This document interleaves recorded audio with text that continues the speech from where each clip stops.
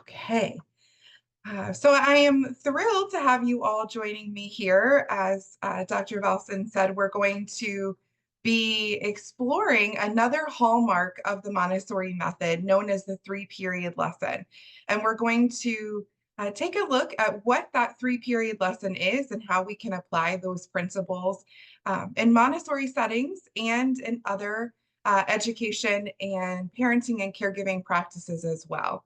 Before we do that, just in case we have anyone that's new with us here today, I'd like to take just a few moments to share a couple of details that define me as the host and creator of the presentation. So my name is Heather White.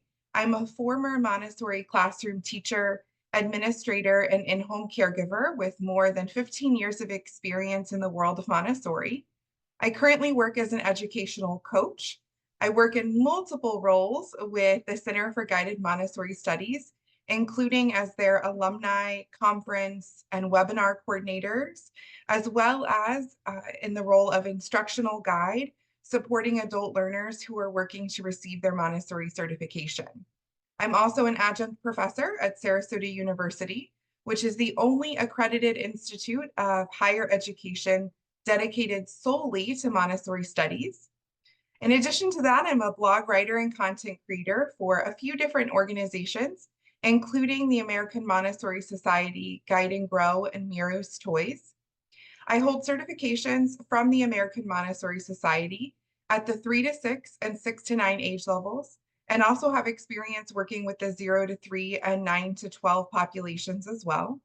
I have a master's in education with a concentration in Montessori studies and an education specialist degree in school psychology. I also hold an anti-bias, anti-racism certificate from the American Montessori Society, and I'm a nationally certified Montessori coach.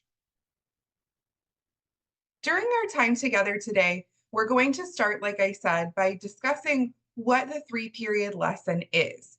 And we'll take a look at all three of those periods, naming, recognizing, and remembering. And then we'll discuss how to handle navigating those three periods. What do we do when a child makes a mistake? How is it presented at the early childhood level, that's with 3 to 6-year-olds, versus at the elementary level with 6 to 12-year-olds? And then finally, we'll explore how this idea of the three-period lesson is really much more than just a lesson. This idea of the three periods really extends far beyond that, and we'll discover how exactly that happens. As I often do, for those of you who have joined my presentations in the past, I like to begin our time together with a quote to really help us understand the topic of our session and to provide us some inspiration as we start to discover more. So when speaking about the three-period lesson, Elizabeth Hainstock, who's the author of the book Teaching Montessori in the Home, shares the purpose of the three-period lesson is to help the child to better understand and to allow you being the adults, whether that's the educator, the parent, the caregiver, to see how well the child is grasping and absorbing what you are showing him. The three-period lesson is one of the most familiar hallmarks of Montessori education, and it's designed to help young children learn vocabulary and concepts and to demonstrate the purpose of a material for children of all ages. These lessons allow for a much slower, easier absorption process than is typical in an education setting, and also allows us to isolate concepts and to reinforce each and every step or component of a lesson so that the child really gains this deeper understanding. The three-period lesson was actually created not by Maria Montessori, but by Edward Segun. He was a French physician who worked with children with exceptionalities, or what we might today refer to as neurodivergent children. And those children were in France and in the US, and he worked with them in the late 19th century. He identified different methods that he found could enhance children's cognitive abilities and really emphasize the importance of fostering their independence and their self-reliance. His work greatly influenced Maria Montessori, amongst other physicians, scientists, philosophers, and his work in particular really was the foundation for a lot of Maria Montessori's practical approaches. Before we dive in to really explore each of those three periods, I wanted to take a moment and show you a short video to allow you to truly visualize what this process of the three-period lesson looks like. And I'm going to pause my sharing for just a second and I'll open it back up. I want to make sure that you all are able to hear the sound. So bear with me for just one moment and let's check that. Okay, I believe you should be able to hear now when it comes back up.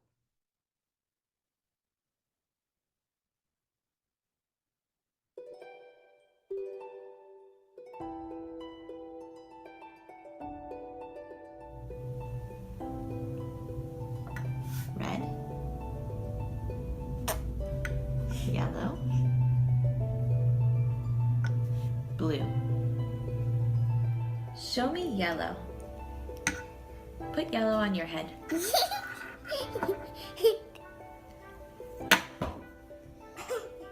Put yellow on the table. Show me red. Put red in my hand. Put red on the table. Show me blue. Put blue on your shoulder.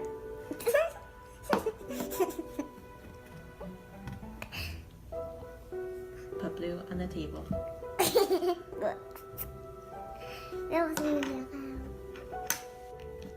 Put blue on top of yellow.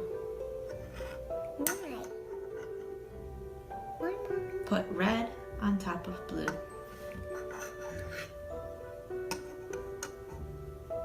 Put red on the table. Put blue on the table. What is this? Yeah. What is this? Blue. What is this? Red.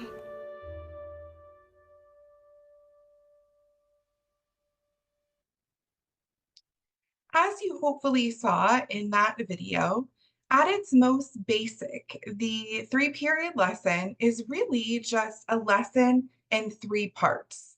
In very simple terms, those three steps or those three periods are known as the naming or the introduction period.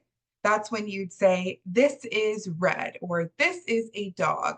This is Africa, if we're showing much like the picture here, the different continents of a continent map. The second period, the recognizing period, is what's known as the identification period. This is where you heard in the video, they said, put red on the table, put blue on your shoulder, put yellow on your head, show me red, show me yellow. All of those are the second period.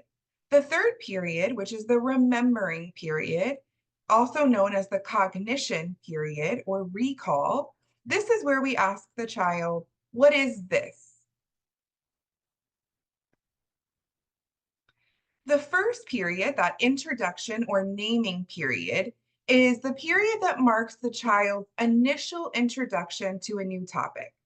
Here, the focus is solely on providing a name for the concept or introducing the concept and giving the child the opportunity to explore it. This is not the time where we introduce detailed explanations or we discuss expected outcomes.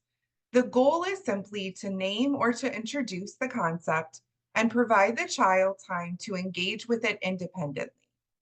The teacher or the adult, if you're fulfilling that parent or caregiver role, begins by introducing the concept or material, repeatedly naming it or demonstrating it. For more complex materials, you probably are going to need multiple introductory lessons in order to provide that repetition for the child to really understand.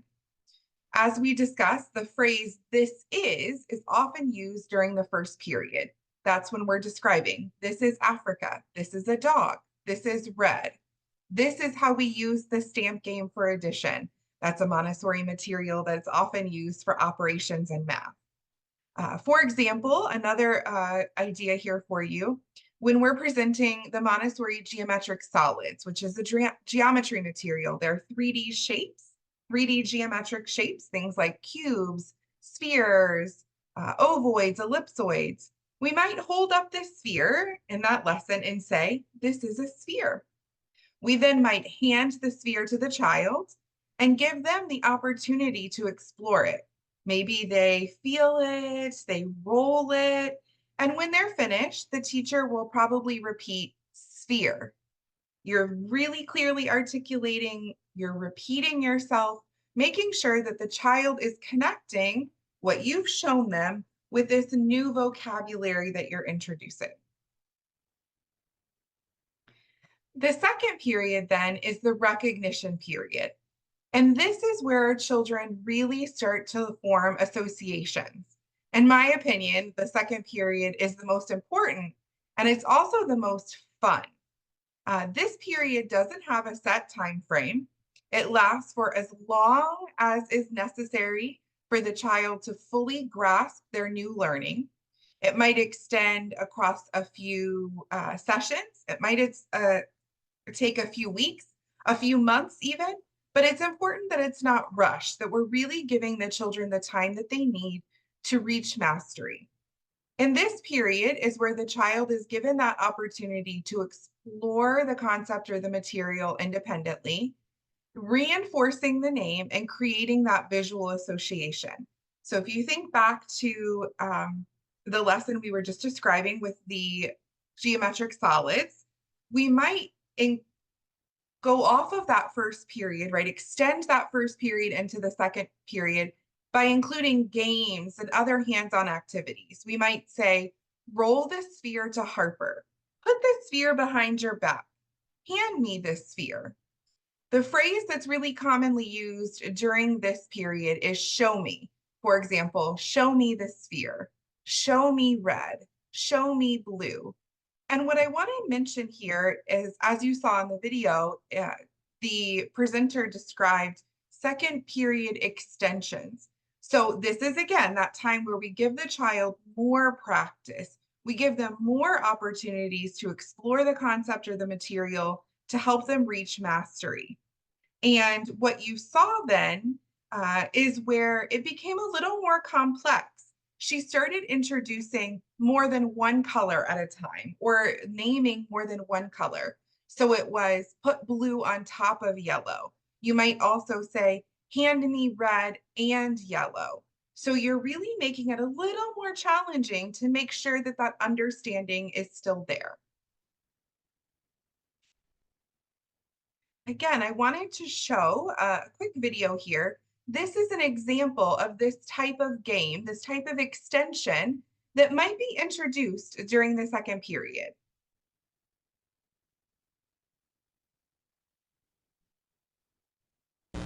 Welcome to the memory game. This is a great lesson because it uses what you probably already have at home. It's very easy to put together. And it's something that many children can play together. In fact, in the lesson that you will see, we used a brother and sister combination. Prakash is the older brother, and he helped his little sister with this work. It also incorporates movement. It incorporates gross motor skills. And Priyanka, who is one that is used to having to move around a lot and has lots of energy, this was a perfect lesson for her. What you will learn, or what your child will learn in this lesson, is remembering the numeral, and then having to remember that numeral. If they pick out a 5, they have to remember that as they walk across the room or wherever they choose to hide the beads. They have to remember the numeral long enough to get that many beads to bring back to the rug. So it's really very easy, very fun, something many kids can play together. And at the end of the lesson that Precaution Priyanka will show you, we will give you many different variations that you can use with your children as they're learning. It involves different colors, bigger numbers, and so on. Enjoy the lesson. Hi Priyanka, do you want to play? Sure.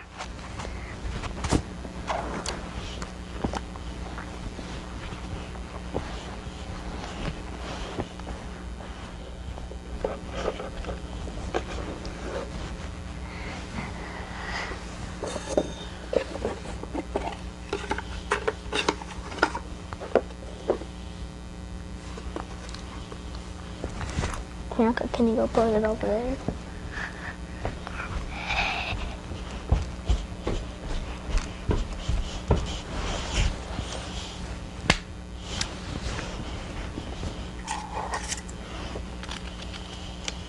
Or can you go get 4 beads?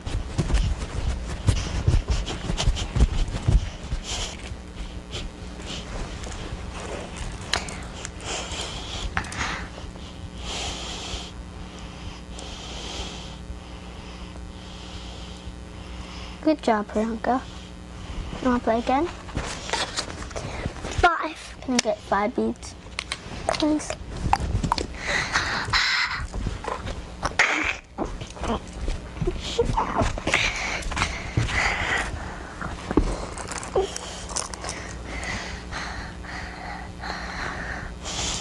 Play one more time. Good job. And pick the rest.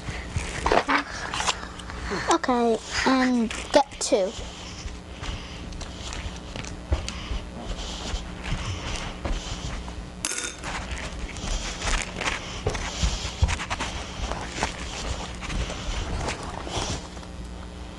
Good job, Priyanka. Good game.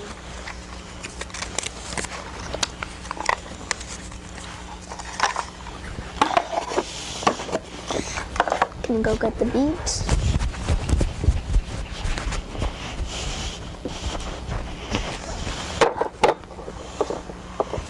So here is what you will need for the memory game. All you will need for this lesson is a tray. I'm actually going to pause it right there because what you were able to see was what that extension, what that game looks like in practice. The video goes on to show you other ways that you could use the memory game with colors or with letters. This example was with numbers, as you saw. But what's happening here is that the child is having the opportunity to continue practicing with the understanding of some new concept. In this case, they had been previously introduced. This is 1, this is 2, this is 3.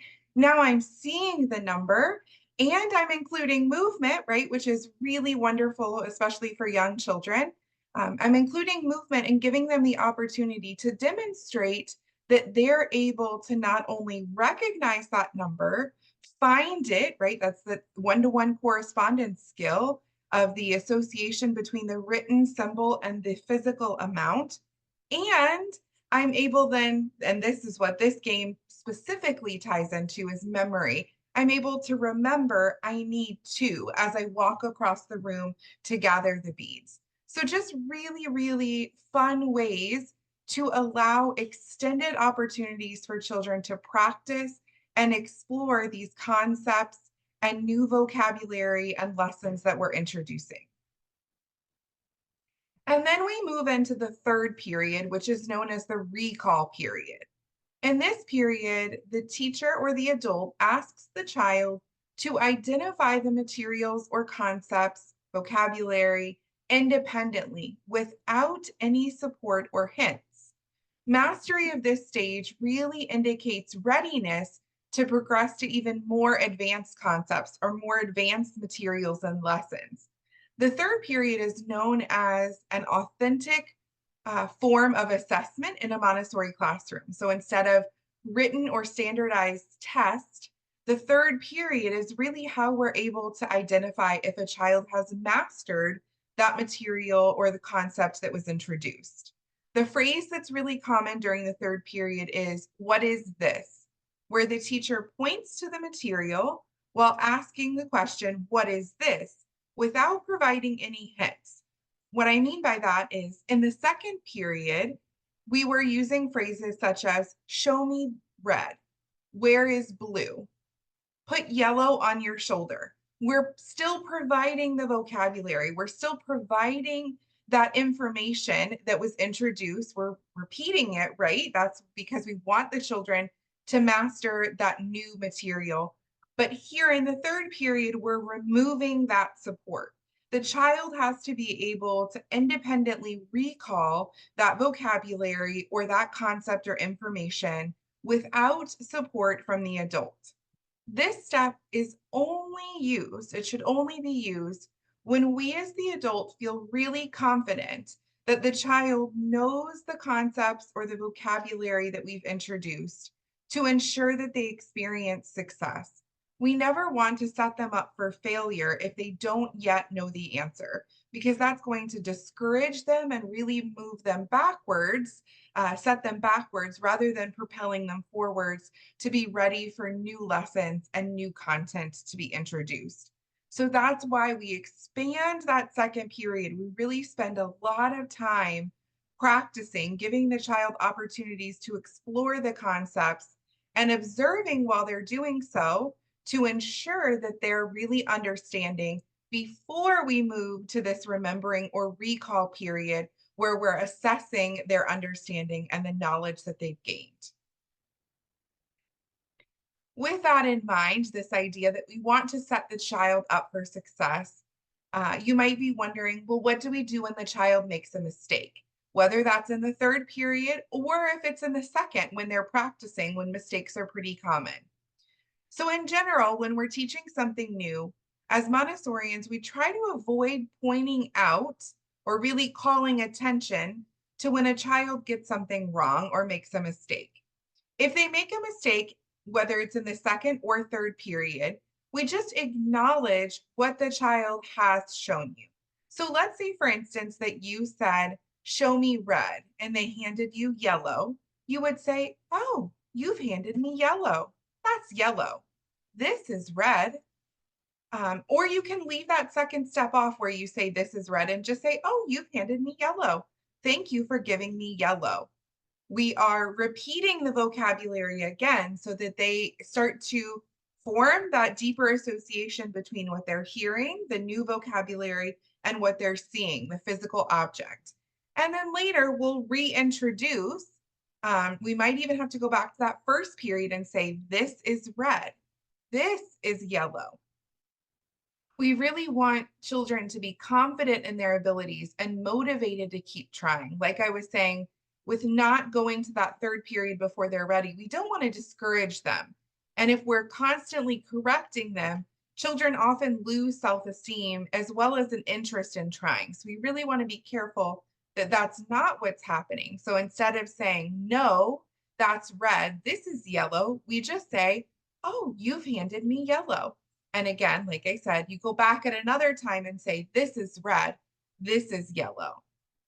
Another thing that we do to kind of safeguard and boost the child's confidence is you always want to keep at least one, ideally two, familiar items. So, for instance, if we're looking at those color tablets, like was shown in the video, and let's say the child knows blue and they know yellow and they're still practicing red, that would be a perfect setup then to have blue, yellow, and red because you know that they can identify blue and yellow successfully, and red is the new concept that they're learning. Once they've mastered red, perhaps you introduce blue and red and orange, or yellow and blue and green. So keeping those constant uh, concepts, the constant concepts, so that the child feels confident. That was a lot of C words, right? Alliteration there. So they feel confident in their abilities to successfully identify things that they know and then to master new concepts and learn new information as well. So what we've talked about so far up until this point is mostly what happens in a toddler environment or in an early childhood classroom. So really we're thinking about children up to the age of 6. But the 3-period lesson sometimes looks a little different with older children. At the elementary level, we could even say in adolescence. At times, we do use more of that classic 3-period lesson that we've been talking about. Some examples might be with the geometry materials, or maybe some geography concepts, or other science concepts, such as when we're introducing new vocabulary. Maybe it's land and water forms, the countries of the world. Maybe we're talking about naming the planets or the different types of galaxies that exist and different types of stars and nebula, different astronomical concepts. All of those situations would be times when we would use that classic 3-period lesson that we've talked about so far, where we introduce the concept or the vocabulary, the material in that first period. We name it for the child, right? We introduce it. We give them an opportunity to practice in that second period. And then we test their recall or their remembering in that third period very organically. In elementary and adolescence, though, we extend beyond that classic 3-period lesson, really harnessing, especially the elementary child, sensitive periods. And if you weren't here in a previous session when we talked about that, sensitive periods are a specific time in a child's life where they have a heightened ability to learn some new skill or acquire some new knowledge. It's really, really fascinating to them. They dive deep into the concept. You see this intense concentration.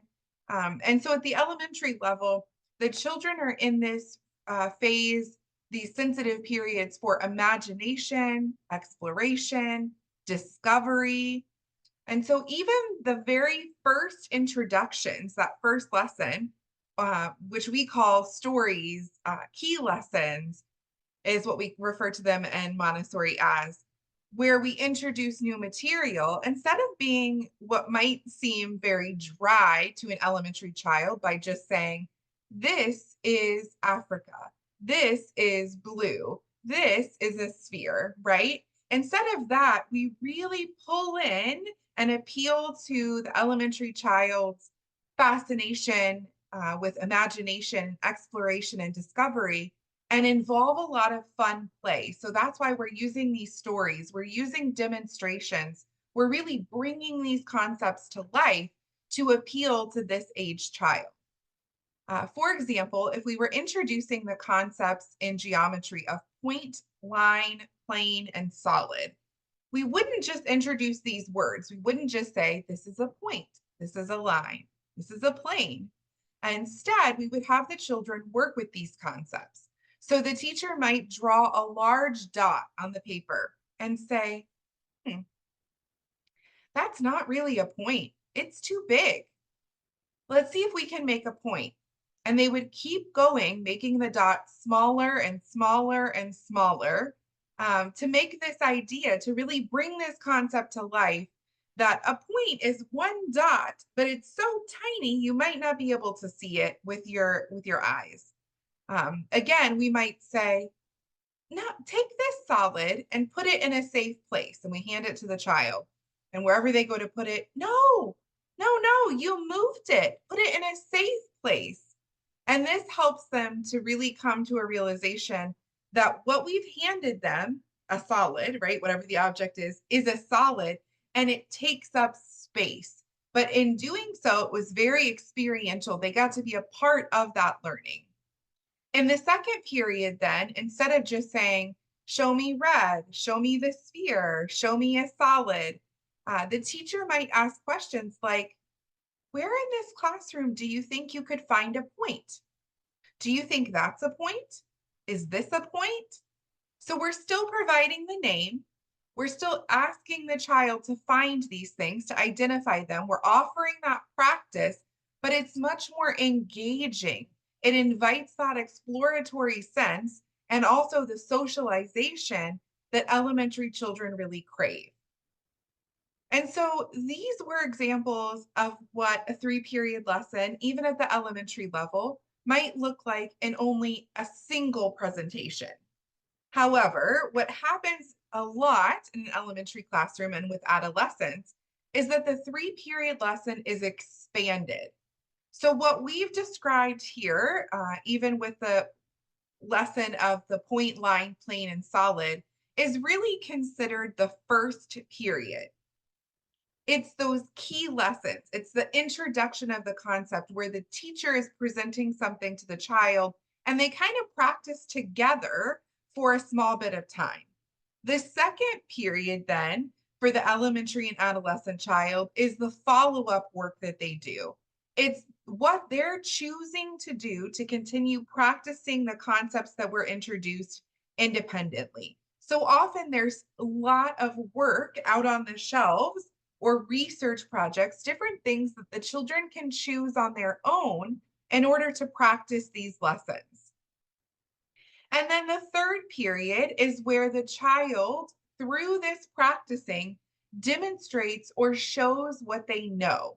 So again, our responsibility as the adult is to carefully observe, to watch the child engaging with their work in order to determine what they've mastered, what they know, and when they're ready for the next presentation. And we would start that 3-period lesson all over again, introducing some new concepts, some new material in a very hands-on experiential way. I did just see a note come up in the chat. It was a direct message, but I'll address it because others may have the same question. Was asking to share the PDF of the presentation. I've sent the PDF to the AIU team and it will be available in your student portals. Okay, so we've gotten a glimpse then at the 3 separate periods, what it looks like for a young child, what it looks like for elementary students and adolescents. But the 3 periods actually go far beyond that. They're more than just a lesson. The 3 periods is really a structure for learning that can be seen throughout Montessori pedagogy and philosophy. This structure for learning starts with an introduction to whatever topic or concept it is or skill that we're learning that's introduced. Then there's this practice phase where we're interacting with that information or practicing that skill. And then eventually we come to the third period, this place of mastery. The 3 periods are seen in many other spaces in the Montessori realm, including the 3-year age groupings that comprise the Montessori multi-age classrooms. So for instance, you see the classrooms arranged 3 to 6 is the early childhood or primary classroom. 6 to 9 is lower elementary, that's 6 to 9 years old, first through third grade here in the US. The 9 to 12-year-olds, which would be 4th through 6th graders, are grouped together in a classroom. And in this setup, what happens is that first year child, so the 3-year-olds, the 6-year-olds, the 9-year-olds, they're in their introductory phase to the class. Then the second year that they return, that's the 4-year-olds, that's the 7-year-olds, the 10-year-olds, they're practicing and building the skills that were introduced to them during the first year they were in the class. And then finally, the third year that they're there, they build on their knowledge and skills that they acquired in the previous 2. They step up as a classroom leader and really start to master all of the skills that they've learned over the last 3 years or over the last 2 years they're in their third year. So that by the time they finish that 3-year cycle, by the time that they are 9 years old and ready to move up from lower elementary to upper elementary, or they're 12 years old and ready to move on from upper elementary to the adolescent community, that they've really mastered all of the content and all of those skills that were introduced at that level. The 3 periods can also be seen in the Montessori 3-hour work cycle. So this is an uninterrupted period of time that occurs each morning that Dr. Montessori observed should be protected and practiced to allow children to really engage in deep and meaningful concentration. During the first hour, what we typically see is that the children choose easier, more familiar works. This is that introduction phase, that first period, right? In the second hour, they continue practicing familiar works. That's the practice phase, right? That's that second period. And in the third hour, what we see is they often ask for a new lesson or they choose very challenging work. That's that third period, that mastery phase.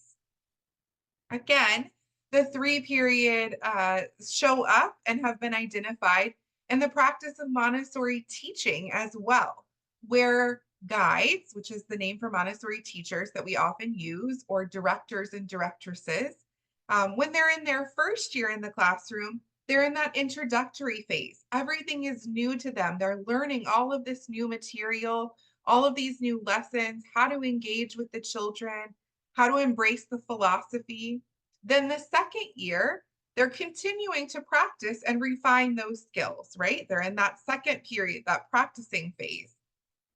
And then in year 3 is when they begin working towards the mastery of their craft, of their art form, right? Of being a Montessori guide. And that's that third period. And so you can see how in all of these ways, beyond just the very explicit, concrete 3 periods to introduce concepts and vocabulary in the classroom, this idea of the 3 periods exists in so many different places throughout Montessori philosophy and pedagogy.